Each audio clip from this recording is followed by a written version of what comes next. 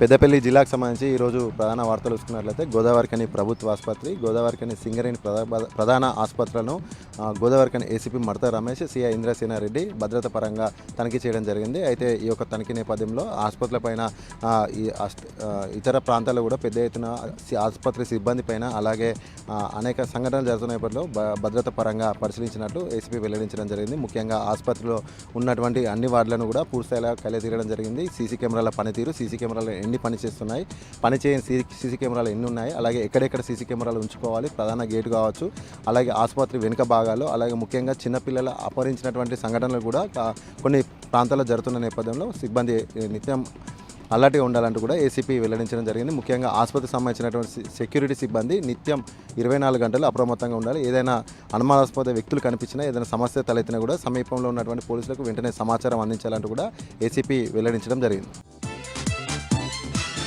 అలాగే మరొక ప్రధాన వార్త చూసుకున్నట్లయితే ధర్మారం మండలం చామనపల్లి గ్రామంలో 45 గొర్రెలు విద్యుత్ ఘాతానికి గురై మృత్యువాత పడడం జరిగింది. మరొక 35 గొర్రెలు కూడా తీవ్ర అస్వస్థకు గురయ్యాయి. అయితే చామనపల్లికి సమీపంలో ఉన్నటువంటి వాగు వద్దకు ప్రతిరోజులాగానే మేతకు వెళ్ళినటువంటి నేపథ్యంలో అదే గ్రామానికి చెందినటువంటి ఓదెలు, మల్లయ్య, ఐలయ్య ముగ్గురికి సంబంధించినటువంటి 45 గొర్రెలు విద్యుత్ ఘాతానికి గురై చనిపోవడం జరిగింది. అయితే వాగులో ఉన్నటువంటి వాగుకు ఆనుకొని ఉన్నటువంటి విద్యుత్ స్తంభానికి అక్కడ ఉన్నటువంటి వైరు దానికి తగలడంతో విద్యుత్ షాక్ రావడం జరిగింది. దీంతో గొర్రెలు మృతి చెందడం జరిగిందంటూ కూడా బాధితులు ఆవేదన వ్యక్తం చేశారు. మరొక 35 గొర్రెలు కూడా అస్వస్థకు చెందాయి, అవి కూడా బతికే పరిస్థితి లేదంటూ కూడా వారు ఆవేదన వెల్లడించడం జరిగింది. అయితే నిర్లక్ష్యంగా విద్యుత్ శాఖకు సంబంధించినటువంటి నిర్లక్ష్యం కారణంగానే గొర్రెలు మృత్యువాత పడ్డాయి. కాబట్టి ప్రభుత్వం మమ్మల్ని ఆదుకోవాలి, సుమారు 5 లక్షల రూపాయల నష్టం జరిగింది కాబట్టి ప్రభుత్వం మాకు ఆదుకోవాలంటూ కూడా వారు బాధితులు వేడుకోవడం జరిగింది.